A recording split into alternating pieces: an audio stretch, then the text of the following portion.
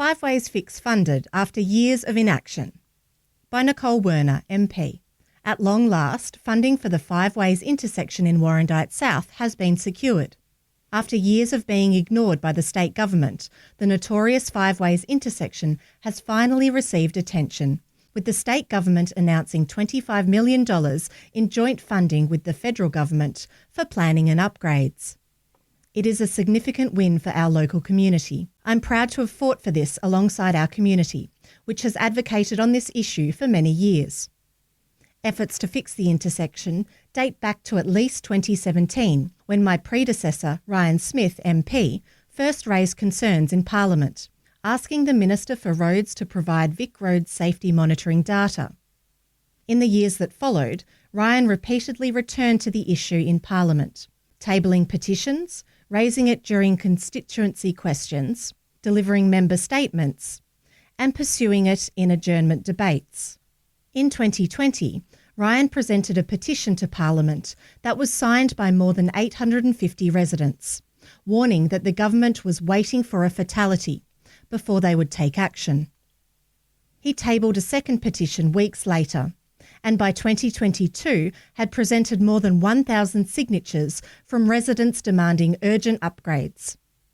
Throughout this period, local residents spoke out about the danger of the intersection in local and statewide media, sharing their experiences and calling for change. Despite the clear community concern, the Andrews Labor government continually refused to act. Mr Smith raised the issue with 3 successive roads ministers, all of whom insisted that the intersection was not a priority. The former roads minister, who is now our current Deputy Premier, Ben Carroll, even said that the intersection was completely safe. The Warrandyte Diary also played a pivotal role in raising awareness and driving community action to fix the intersection. Through its persistent advocacy, this publication helped bring the issue to the attention of decision makers and contributed to securing funding commitments for long overdue upgrades. Former police officer and the Secretary of the South Warrandyte CFA, Kim Dixon, has also been a fierce advocate. In 2021, Kim was first on the scene at a horrific crash that left a 24-year-old woman with life-threatening injuries. She not only rendered assistance at the scene, but later penned an open letter to the Roads Minister, published in the Warrandyte Diary, that laid bare the emotional and physical toll this intersection was taking on the entire community. "If this isn't a fatality, it will only be by the grace of God," she wrote. Kim spoke of service station staff, traumatised from constantly witnessing accidents, local residents who regularly rushed to help, and first responders who had come to just accept the carnage. A big thank you is also owed to Manningham Council, which played a key role in advocating for improvements to the intersection. Over several years, the council has lobbied both state and federal governments, gathered community feedback through public consultation, and developed concept plans to assist with long-term solutions. Their continued efforts have helped keep the issue on the agenda and contributed meaningfully to the eventual funding that was secured.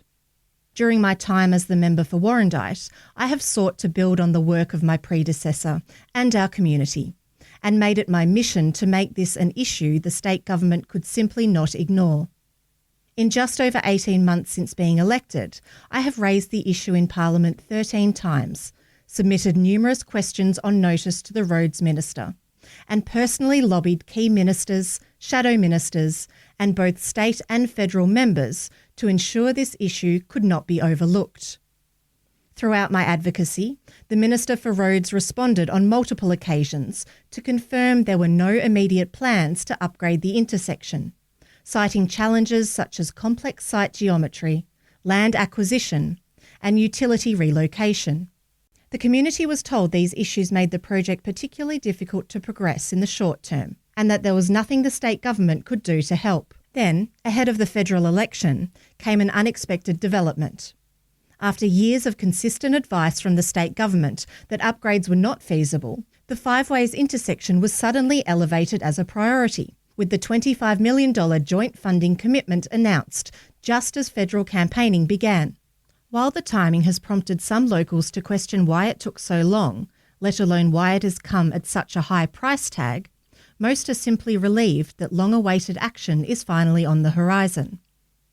It's clear this funding is the result of years of sustained community advocacy, and while the reasons for the sudden shift remain unclear, the outcome is one the community can be proud of. It's exciting to see Five Ways finally listed in the 2025-26 state budget as part of the Capital Works program.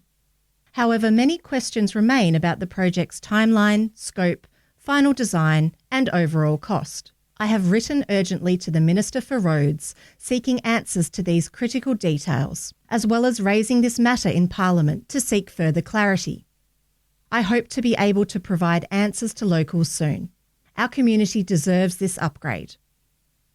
Now that the funding is locked in, I will not rest until the upgrade is completed without further delay.